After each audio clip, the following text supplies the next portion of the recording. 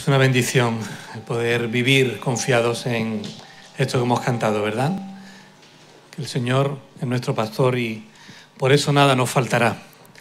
No porque nosotros lo valgamos, ni por nada que nosotros hayamos hecho, sino porque ese es el carácter de Dios, su amor, su cuidado y su protección sobre nuestras vidas. De eso es lo que hemos venido hablando en este mes de enero. Estamos, para los que estáis visitándonos en estos días, estamos hablando, como bien Rosy nos recordaba, de que hemos de crecer como familia. Ya tenemos la pancarta y en la entrada en el hall podéis verlo, creciendo en familia, para que te unas. Ese es nuestro deseo, ¿verdad? Que puedas encontrar en nosotros tu familia, parte de la familia de la fe, y que no solamente lo encuentres y vengas, sino que también formes parte de ella y seas una familia espiritual como el Señor quiere que sea, para que otros también puedan unirse. Y durante este mes estamos desarrollando el tema del amor de Dios, ese amor que es lo que hace, como veíamos hace 2 semanas, el amor los unos por los otros es lo que hace que nuestra familia de la fe sea firme. Es el amor en nuestras familias, en casa, lo que hace que podamos crecer o no crecer, dependiendo de que haya más amor o menos amor entre nosotros.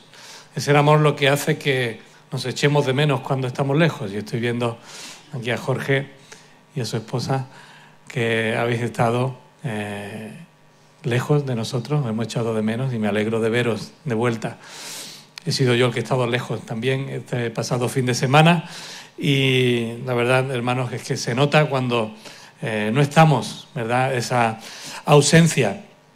Y en esta mañana quería hacer el esfuerzo, como ya también dijimos, de resumir de alguna manera con un caso práctico, con un caso real, con un caso visible, lo que hemos hablado en las 2 últimas predicaciones. Por una parte, que el amor es lo que nos une. Por otra parte, que hemos de amar como Jesucristo amó a los suyos y que eso debe ser nuestro desafío más grande. Y es curioso que cuando hacemos memoria de lo que hemos estado hablando, es curioso cómo esos principios, de los cuales hablábamos en el discipulado esta mañana, pueden ser aplicables cuando están a lo largo de toda la palabra de Dios, desde el Antiguo Testamento hasta el Nuevo Testamento. Y cuando vamos al Antiguo Testamento, encontramos muchos ejemplos de amor entre personas, de amor dentro del pueblo de Dios y que están puestos ahí para alentarnos, para desafiarnos, para hacernos crecer también a nosotros como personas. Y de entre los muchos ejemplos que podíamos analizar en esta mañana, he querido pararme en 2 relaciones o 3 relaciones de amor que se dan dentro de un mismo núcleo.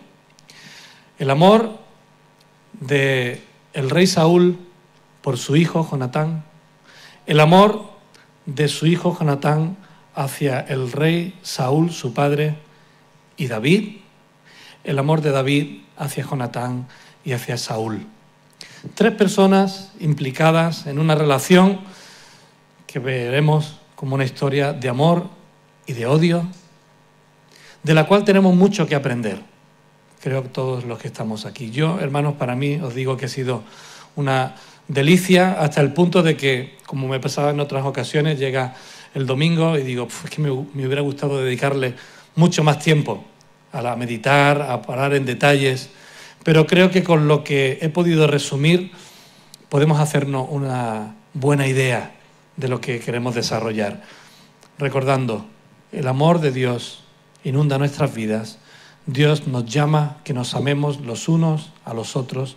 Ese amor puesto en práctica entre nosotros como comunidad va a hacer que crezcamos y no el amor que nosotros nos tenemos o podemos desarrollar unos por otros, sino aprendiendo del amor que Jesús tuvo por los suyos y también de otros ejemplos que la palabra nos muestra. Así que me gustaría que pudiéramos orar en este momento para que mis palabras puedan ser claras, para poder transmitiros lo que el Señor ha puesto en mi corazón y para que podamos aprender y llevarlo a la práctica en nuestras vidas. Oremos.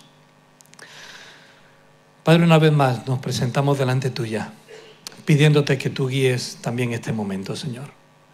Gracias por lo que tú me has ido hablando a lo largo de esta semana. Gracias por tu palabra, Señor, que es clara e entendible para todos nosotros. Gracias, Señor, porque tú a cada uno de los que estamos aquí nos das el privilegio de poder leerla, entenderla y aplicarla. Señor, gracias también por el don y por la oportunidad que me has dado también de prepararme, Señor, y de poder hacer entendible tu palabra. Y, Señor, te quiero pedir que tu Espíritu Santo esté guiando este momento para que todos podamos ser edificados por tu palabra y podamos seguir aprendiendo de ella, Padre. Señor, quita cualquier impedimento que haya en nosotros en este momento, cualquier distracción, porque estamos seguros de que hemos venido aquí a alabarte, a adorarte, pero también a recibir de ti. Y, Señor, ese es el tipo de encuentro que tú quieres tener con nosotros. Gracias, Padre, por tu palabra una vez más. Y gracias por la oportunidad de poder leerla y estudiarla con total libertad, aquí y ahora, Señor. En tu nombre te lo agradecemos todo. Amén. Amén. Os invito a que podáis ir al primer libro de Samuel, en el Antiguo Testamento, porque vamos a ir leyendo fragmentos de este primer libro de Samuel a partir del capítulo 15. Si tienes una aplicación en tu móvil con la Biblia, puedes abrirla. Si tienes tu Biblia físicamente, también te invito a que lo abras. Yo voy a estar siguiendo en esta mañana la versión Reina Valera de 1960, que es la que muchos de vosotros tenéis. Pero si tenéis otra versión no pasa nada, porque os va a servir también para contrastar las traducciones. Me gustaría que fuerais al capítulo 15, porque en el capítulo 15 del primer libro de Samuel es donde empezamos a ver cómo se va a ir dando esa relación entre el rey Saúl, Jonatán, su hijo, ya la tenían porque eran padre e hijo, pero ya se va a empezar a vislumbrar lo que está por venir. El capítulo 15 nos narra el momento en el que el rey Saúl es desechado como rey del pueblo de Israel. Sabéis que en el momento histórico en el que estamos, el pueblo de Israel pidió a Dios tener un rey. Hasta entonces, Samuel era el profeta que estaba guiándolos, pero el rey del pueblo, Dios, era una teocracia. Dios hablaba a los profetas y los profetas hablaban con el pueblo y el pueblo seguía, pero al pueblo ese modelo parece que no le era suficiente, que querían un rey físico y así lo expresaron a Samuel como tienen las demás naciones. Y Samuel, en su dolor, se presenta delante de Dios y le dice: mira este pueblo lo que me está pidiendo. Y Dios le consuela y le dice: no te preocupes, Samuel, porque el pueblo no te está desechando a ti, sino que me está desechando a mí. Así que adviérteles de que si tienen un rey, van a tener que estar subyugados a él, van a tener que pagar tributos, van a tener que entregar a sus hijos para ir a la batalla y a sus hijas para el servicio de la corte, que no van a ser libres, sino que van a ser, de alguna manera, esclavos de un rey. Y que cuando ese rey se aparte de los caminos del Señor, todo el pueblo va a tener que sufrir las consecuencias. Y eso es lo que hace el Señor. Busca un rey y le da por rey a Saúl. Y Saúl se nos presenta en este primer libro de Samuel como un hombre bueno, un hombre recto, un hombre capacitado para lo que el pueblo necesitaba, batalla, alguien que tuviera visión, que fuera de un carácter tal que pudiera cautivar el sentir del pueblo. Un hombre que escuche la voz de Dios y que pueda guiarse según él. Pero en el capítulo 15, y conocéis el contexto, podéis leerlo después de ir a una batalla, Dios le manda algo. Y Saúl no hace caso al Señor. Incluso cuando el profeta Samuel va a pedirle cuentas de lo que ha ocurrido, dice, no, pero si yo he hecho caso, solo que he tomado de lo mejor del ganado del ejército enemigo para ofrecérselo al Señor en sacrificio. Y es en el versículo 22 del capítulo 15 cuando Dios tiene que decirle por parte del profeta, ¿se complace el Señor tanto en los holocaustos como en que se obedezca a las palabras de Él? Ciertamente el obedecer es mejor que los sacrificios y el prestar atención que la grosura de los carneros. Y después de eso, el Señor le dice que Él va a ser desechado como rey de Israel y que Él va a levantar a otro que vendrá detrás de Él para sustituirle. A esto Samuel no sabe quién es, pero el Señor le dice, ve a Belén. ¿Os suena Belén de algo? ¿Os suena Belén de haber hablado de Belén últimamente? Pues ve a la ciudad de Belén y allí hay un hombre llamado Isaí, uno de sus hijos va a ser el sucesor. Así que Samuel va y busca y le pregunta a Isaí dónde están sus hijos y empieza a presentarle a sus hijos uno a uno, desde el mayor, el primogénito, este no es, y al final, cuando le presenta a sus siete hijos, Samuel le dice, pero no tienen ninguno más. Ah, sí, hay todavía uno que está ahí en el campo cuidando del ganado. Y Samuel le dice, ve y tráelo.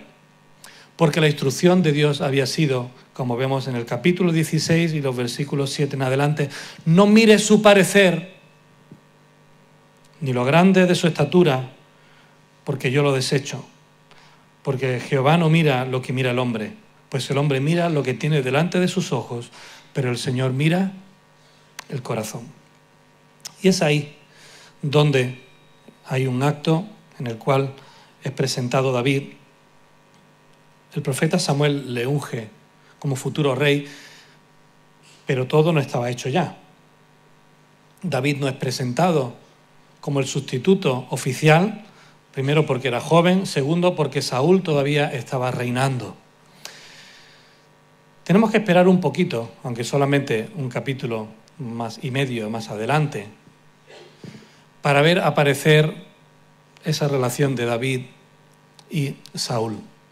Saúl empieza a tener problemas psicológicos y espirituales y pide que alguien venga a consolarle, alguien que pueda tocarle algo de música que traiga relax a su vida, a su espíritu, a su mente. Y entonces ahí conocen a alguien y sus siervos le dicen, pues hay un tal hijo de Isaí por ahí, que ese tío es un máquina tocando el arpa, así que seguro que le traemos aquí delante y te monta aquí una buena sinfonía y verás cómo... Y eso es lo que hacen. Saúl le dice, pues llamadlo, por favor, traedle. Y allí David empieza a tocar el arpa para él en sus momentos de tormento y dice la palabra del Señor que su espíritu era aliviado cuando David tocaba. Un capítulo más adelante, en el 17, encontramos el texto de por qué todos conocemos a David, ¿verdad? Todo el mundo, sea cristiano o no, conoce que David mató a Goliat no con una moto, como dice el chiste, porque era una Honda, sino con una Honda de las de pastoreo, ¿eh? Y en esa batalla, David no pintaba nada. David no tenía nada que ver con eso. David estaba en la corte, estaba en el palacio del rey y de vez en cuando nos dice la palabra que era liberado para ir a cuidar sus ovejas. Pero David tiene una inquietud y es que sabe que los filisteos están allí haciendo la vida imposible al pueblo de Israel y que nadie es capaz de meterle mano. Y no son palabras mías, son palabras de David. Y David no entiende cómo Goliat, ese gigante, está allí delante desafiando al pueblo de Dios y nadie hace nada. En el capítulo 17 dice, ¿cómo es posible que este incircunciso esté desafiando al pueblo de Dios y nadie sea capaz de ir a la batalla contra él? Así que David se presenta como un candidato y cuando Saúl lo ve, le dice, mira, te va a hacer polvo. Y David le dice, vamos a ver, yo soy pastor de ovejas Y cuando se presenta un oso o un león y viene a por mi ganado, yo cojo mi onda y me encargo de él, lo persigo hasta que lo mato. Si eso lo puedo hacer con un oso, con un león, con esto es pan comido, otra expresión que usa David. David no se presenta delante de él por sus propias fuerzas. Dice el versículo 45, yo vengo a ti en el nombre de Jehová de los ejércitos, el Dios de los escuadrones de Israel, a quien tú has provocado. El Señor te entregará hoy en mi mano, y yo te venceré y te cortaré la cabeza. Y daré hoy los cuerpos de los filisteos a las aves del cielo y a las bestias de la tierra. Y toda la tierra sabrá que hay Dios en Israel. Y sabrá esta congregación que Jehová no salva con espada y con lanza. Eso es lo que necesitaba reencontrar el pueblo. El poder de Dios para sus propias luchas y sus propias batallas. Y es ahí, en ese contexto, que el capítulo 18, podéis ir a los primeros versículos, se nos dice que cuando termina todo esto, Goliat es derrotado y Saúl reconoce la valentía de David. Se nos dice en los primeros versículos que el alma de Jonatán quedó ligada a la de David y lo amó Jonatán como a sí mismo. Y Saúl le tomó aquel día y no lo dejó volver a casa de su padre, e hicieron pacto Jonatán y David, porque él le amaba como a sí mismo. Y Jonatán se quitó el manto que llevaba y se lo dio a David y otras ropas suyas, hasta su espada, su arco y su talabarte. Y salía David a donde quiera que Saúl lo enviaba, y se portaba prudentemente, y lo puso Saúl sobre gente de guerra, y era acepto a los ojos de todo el pueblo y a los ojos de los siervos de Saúl. ¿Qué más podía pedir David? Que había visto cómo el profeta Samuel le ungía como futuro rey. ¿Qué más podía pedir Saúl? Que había recibido una palabra de Dios de que sería desechado como rey y que otro le sucedería, pero Saúl no sabe quién es. Jonatán tampoco sabe quién es. Solamente lo saben la familia de David, David y el profeta Samuel. Pero aún así, encuentra Saúl a alguien que ha derrotado al enemigo y que forma parte de su ejército y que es una bendición de Dios para su vida, para su reinado y para el pueblo entero. Sin embargo, a partir de ahí, vemos la relación de David con el rey y con Jonatán, su hijo. Pero a veces pasa que las bendiciones que Dios nos da, nosotros las volvemos en nuestra contra. Aconteció que cuando volvían ellos de una batalla, nos dice el capítulo 18, de pronto un grupo de mujeres empieza a cantar y a reconocer la valía de David. No a decir nada en contra de Saúl, sino simplemente a reconocer la valía de David. Y ahí Saúl, como vimos hace algunas semanas, empieza a convertirse en su propio enemigo. Empieza a tener celos, envidia de ese que le ha salvado la vida, de ese que ha salvado al pueblo, ese que él ve y reconoce que Dios está con él. Ya Saúl empieza a compararse y a decir, pues eso ya de que empiecen a cantar alabanzas a él más que a mí, eso no va conmigo. De forma que progresivamente empieza a tener una relación de odio hacia David. Dice la palabra que a partir de ese momento empezó a haber enemistad entre Saúl y David. Intentó matarle, justo aquí en el principio del capítulo 18, en un momento en el que estaba siendo atormentado. David empieza a tocar el arpa y Saúl tiene un arrebato de ira, coge una lanza, se la lanza para intentar cargárselo. David la esquiva. Como no le sirvió, lo manda a primera fila en el combate Como no le sirvió, intenta sobornarlo dándole a su hija, por cierto. Esa era la promesa de que quien matara a Goliat tendría la recompensa, casarse con la hija del rey. No sabemos por qué David no la reclamó. Allí cada uno, donde la Biblia calla, debemos callar también nosotros. Pero lo cierto es que ahora de nuevo toma la iniciativa el rey y le dice, pues te voy a dar a mi hija, quizás para tenerlo un poco controlado, quizás para tenerlo a su lado y que él no pueda levantar la mano contra su rey y contra su suegro. Tampoco lo sabemos. Pero David dice, bueno, vale.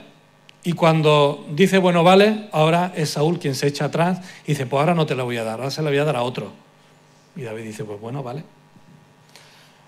El rey tenía otra hija, Mical, que nos dice la palabra, primer indicio para investigadores, primer indicio de que se realizara un matrimonio por amor, por lo menos por la parte de Mical, que Mical amaba tremendamente a David antes de casarse con ella. David acepta casarse con ella y siguió la misma estrategia Saúl, pero todo le salía mal. En el capítulo mismo 18, los versículos 28 al 30, viendo Saúl y considerando que el Señor estaba con David y que su hija lo amaba, tuvo más temor todavía de David. Fijaos, otra bendición, su hija protegida por uno que la respeta, que la ama, pues él lo ve como una amenaza más. Quizás eso ya empieza a hablarnos acerca de lo que está ocurriendo con David. La semana pasada veíamos esas tormentas que se levantan contra nuestras vidas, que no las podemos controlar, pero que el Señor está ahí, pues el Señor está cuidando la vida de David. Al final David tiene que acabar huyendo de la presencia de Saúl, huyendo fuera de los límites de su ciudad, huyendo fuera de los límites de lo que el pueblo de Dios entendía que era la cobertura y la protección de Dios.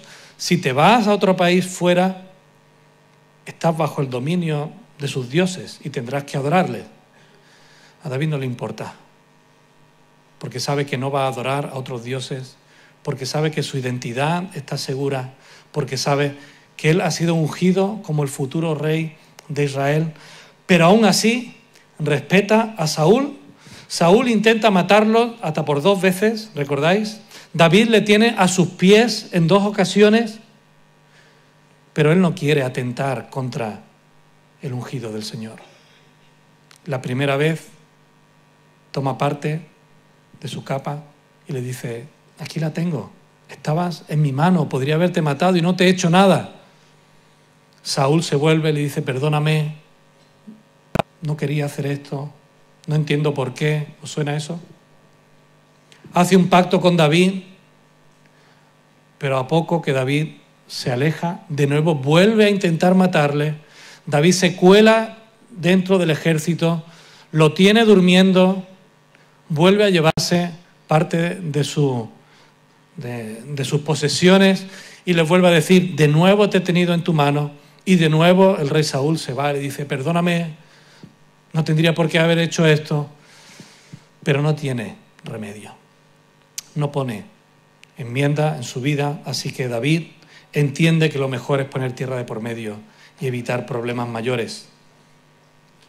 Saúl acabó rompiendo el pacto que había hecho hasta en 3 ocasiones con David y no mostró arrepentimiento en ningún momento. ¿Qué pasó con Jonatán? Es curioso que el Nuevo Testamento nos llama a amar a nuestro prójimo, ¿como a quién? Como a nosotros mismos. ¿Veis algo raro ahí? ¿Os ha sonado raro eso en alguna ocasión? Es un desafío que todos tenemos. Sin embargo, qué curioso que cuando la palabra de Dios nos dice que Jonatán amó a David como a sí mismo, ya saltan algunos para intentar ver más allá, para intentar ir desde su predisposición sociológica y teológica y decir, ay, ya tenemos aquí el primer caso de relación homosexual en la palabra de Dios.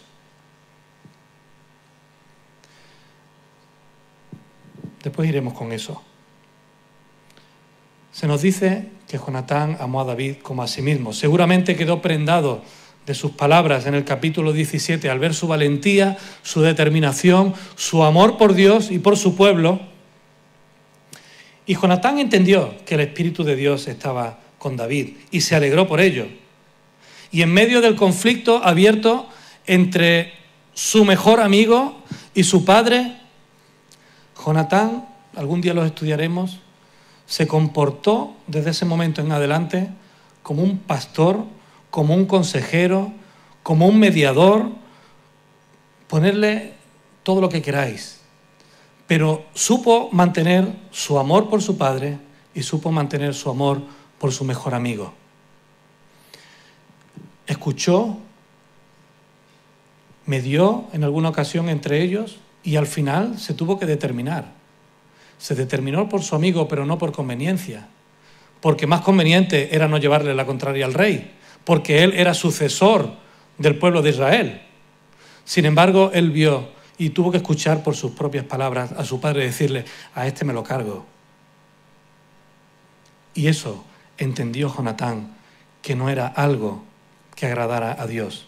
Así que, aunque se mantuvo imparcial, acabó reconociendo que David no estaba actuando mal hacia su padre e hizo un pacto con David que podemos leer, y os invito a hacerlo, en el capítulo 20, los versículos 14 al 17.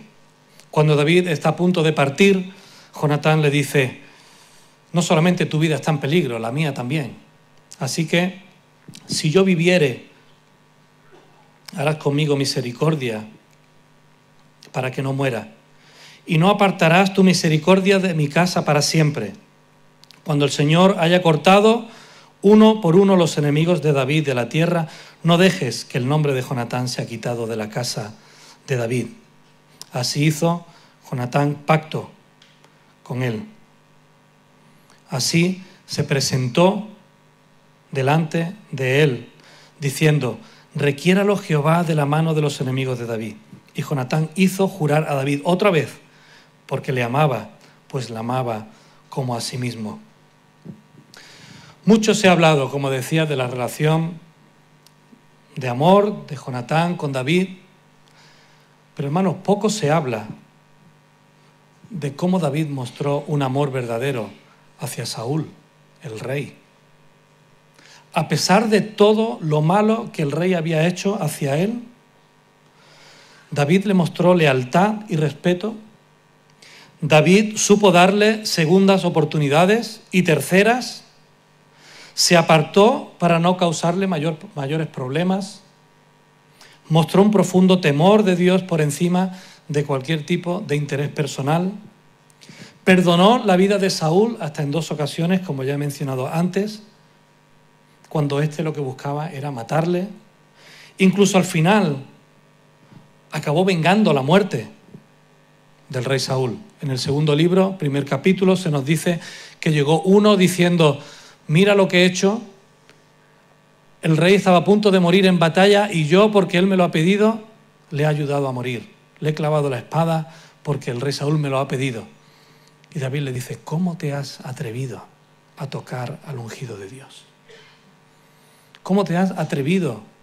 ¿Qué pensabas? ¿Que yo te iba a reconocer eso? Yo lo he tenido en mi mano hasta en 2 ocasiones y ahora tú vienes a decirme: mira lo bien que he hecho para que tú ahora seas rey. Así que David se venga y le da por muerto a través de uno de sus principales del ejército. Fijaos hasta qué punto David respetó y mostró en la práctica lo que 1 Corintios 13 dice acerca del amor. Que el amor podemos verlo porque yo lo diga, que amo a una persona, o puedo verlo en la forma en que trato a los demás. El amor es sufrido, es benigno, no se envanece, no hace nada indebido, no busca lo suyo, no se irrita, no guarda rencor, no se goza de las injusticias, se goza de la verdad, todo lo sufre, todo lo cree, todo lo espera, todo lo soporta. Hermanos, ahí tenemos el corazón de Dios manifestándose en la vida de David. Un David que amó a Jonatán.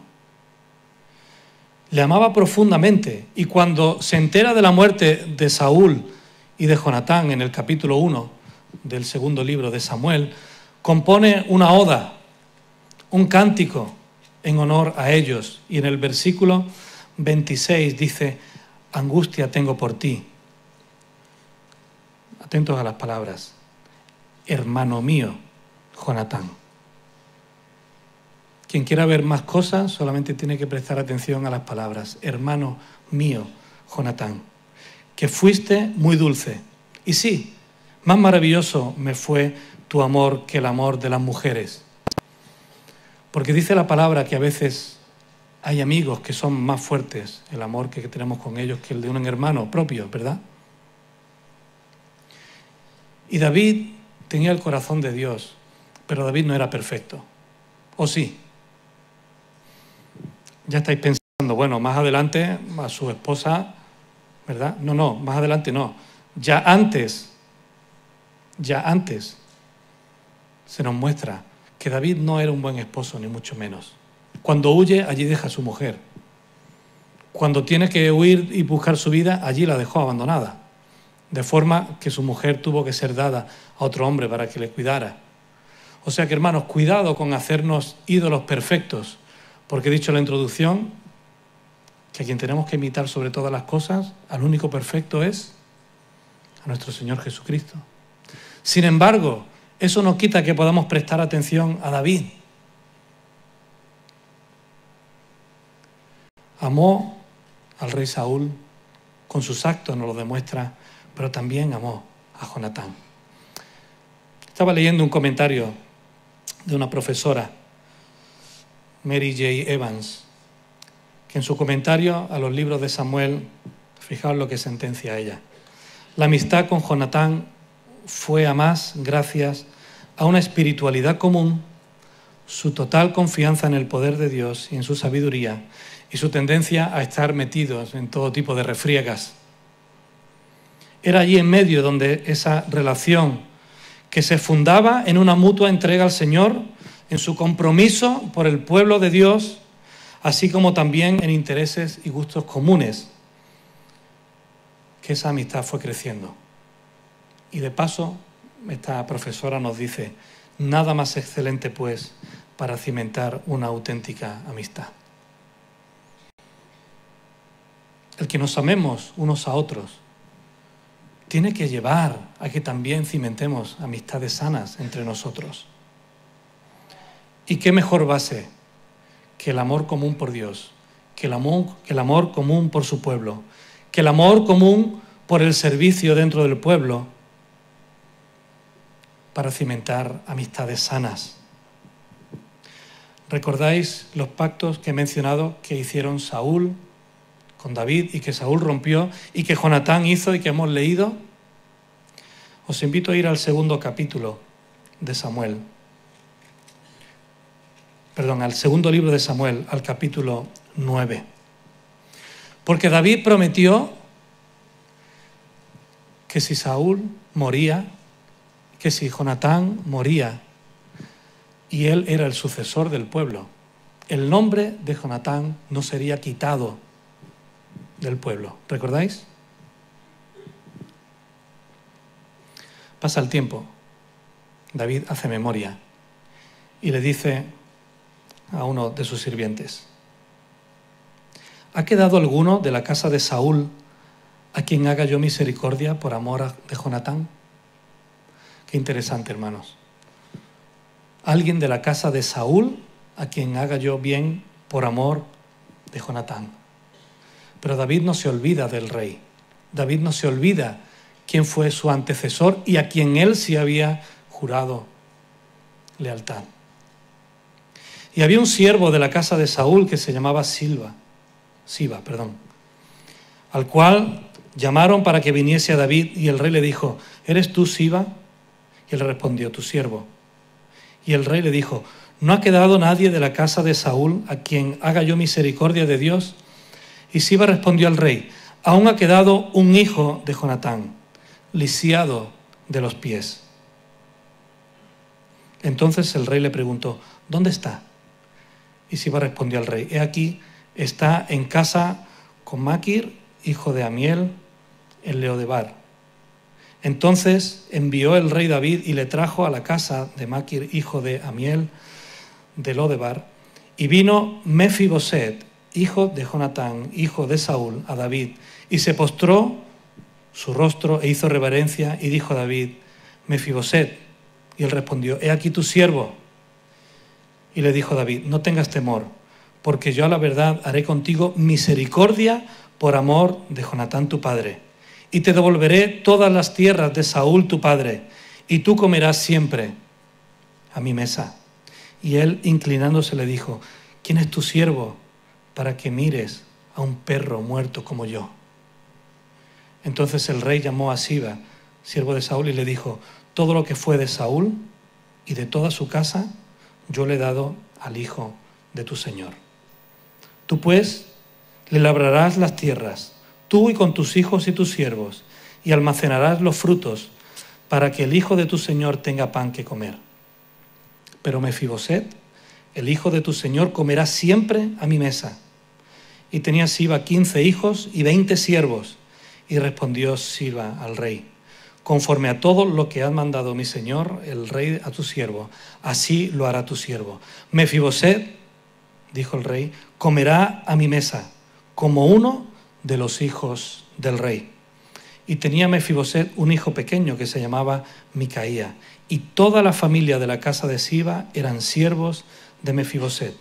Y moraba Mefiboset en Jerusalén, porque comía siempre a la mesa del rey y estaba lisiado de ambos pies. Es interesante cómo se nos matiza la situación en la cual estaba Mefiboset. Nos dice en los capítulos anteriores que cuando la nodriza de Mefiboset escuchó que Saúl y Jonatán habían muerto en la batalla, salió corriendo, huyendo para que no pudieran matarlo. Y al ir corriendo, el niño se cayó y quedó con sus piernas partidas y lisiadas de por vida.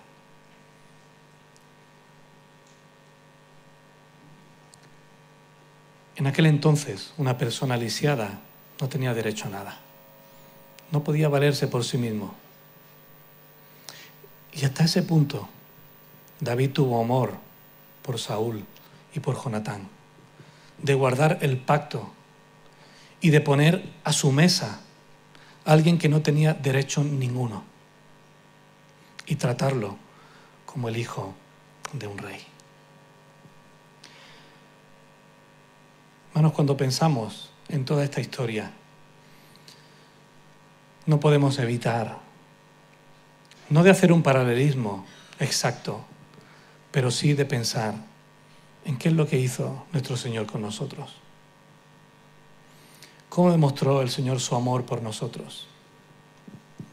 Que no siendo nadie, que no valiendo nada, que no mereciendo nada, Él fue fiel a su pacto de amarnos, de rescatarnos y de ponernos a comer a su mesa. Eso dice el Salmo 23, ¿verdad? Aderezas mesa delante de mí, en presencia de mis angustiadores. Esa es la imagen que tenemos de la vida eterna.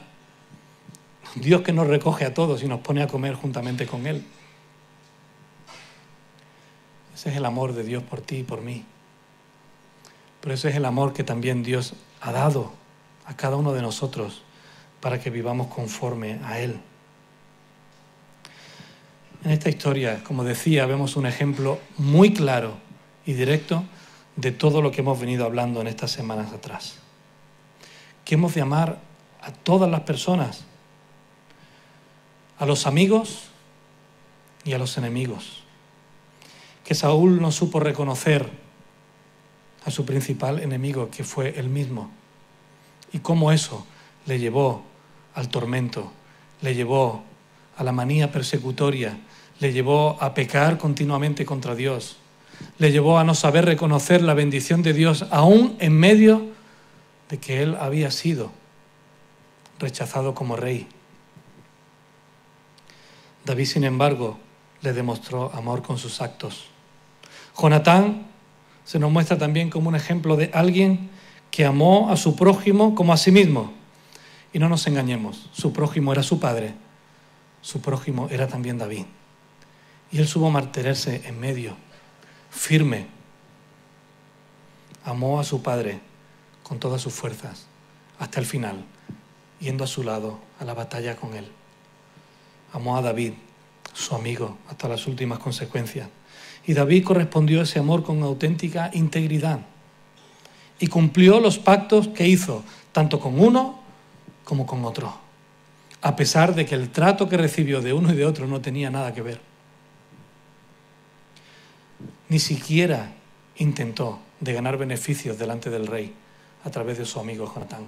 Ni siquiera a Jonatán se le pasó por la cabeza hacer uso de su amistad con David para ganar tratos de ningún tipo. Hermanos, el amor, cuando es puesto a prueba, puede ser superado cuando tenemos una conciencia de temor de Dios en nuestras vidas. Y el amor de David con Jonatán se desarrolló en medio de una prueba que seguramente ni tú ni yo vamos a tener en la vida.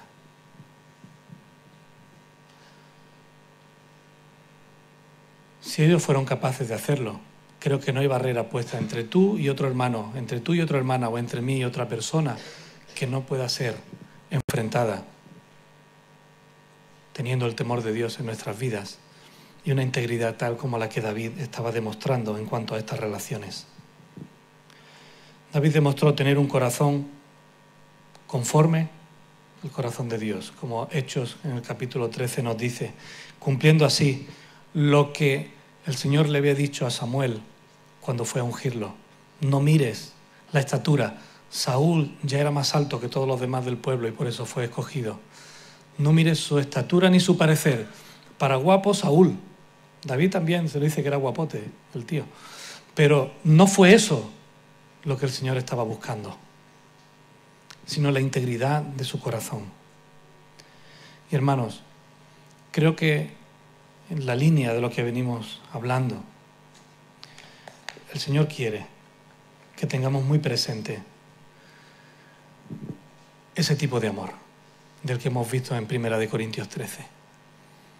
Un amor que cuando es puesto a prueba es capaz de aferrarse al amor que el Señor tuvo por nosotros para ser puesto en práctica entre nosotros.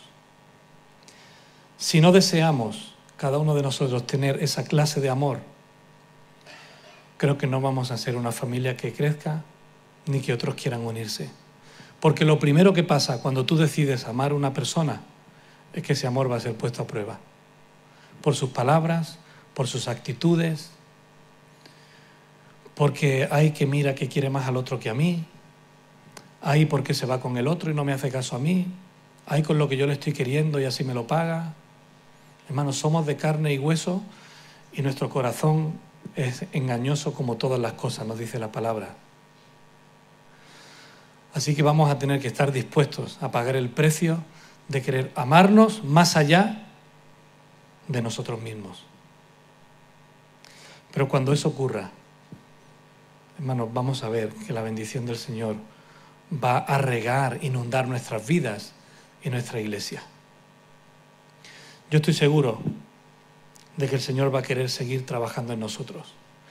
Espero que a lo largo de este año, cada tema que estemos tratando, recurramos al amor como la primera herramienta. Porque si no, no nos vamos a enseñar unos a otros, que es lo que vamos a empezar a ver la próxima semana.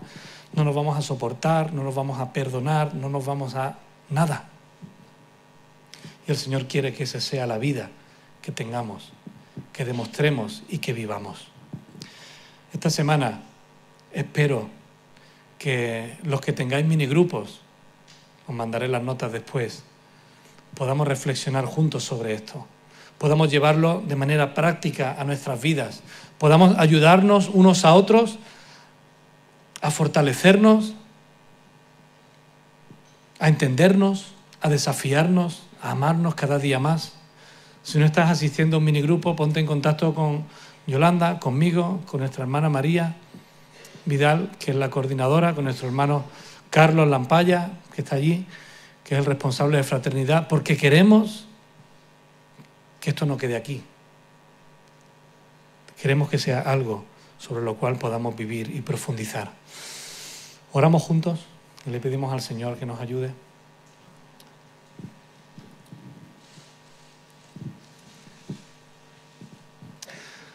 Padre, quiero darte las gracias una vez más por tu palabra. Y Señor, entre tanto ejemplo de amor por nosotros, ante los ejemplos que vemos en tu palabra, en tu Hijo, cómo se relacionó con los suyos, David, con Jonatán, con Saúl, pero otros tantos, Señor, ejemplos de la palabra, José con su familia. Señor, te queremos pedir que tú nos enseñes a amar como aquellas personas que se nos muestran como un ejemplo de amor por los demás. Señor, yo quiero pedirte perdón porque mi vida nunca ha sido así. Pero también quiero darte las gracias porque has puesto en mí el deseo de seguir creciendo en ese amor que tú has demostrado por mí y que yo tengo el mandato de demostrar por los demás.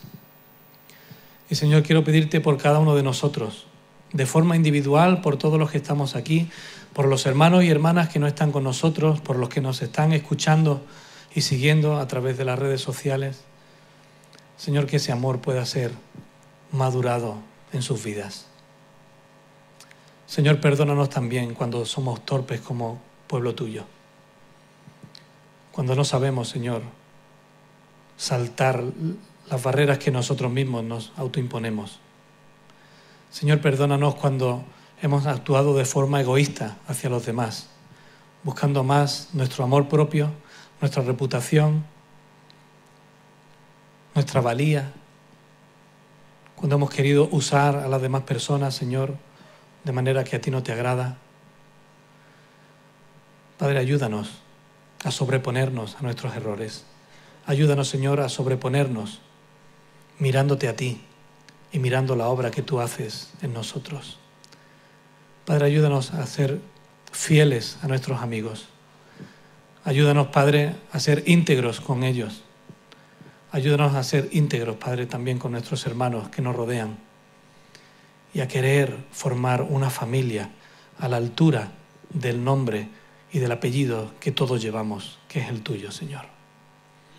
Gracias por la diversidad que podemos encontrar en esta iglesia. Gracias, Señor, porque tú no nos has llamado a ser todos iguales, sino a tener un mismo sentir.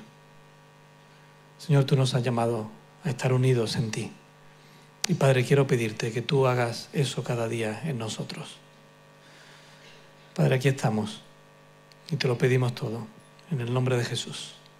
Amén.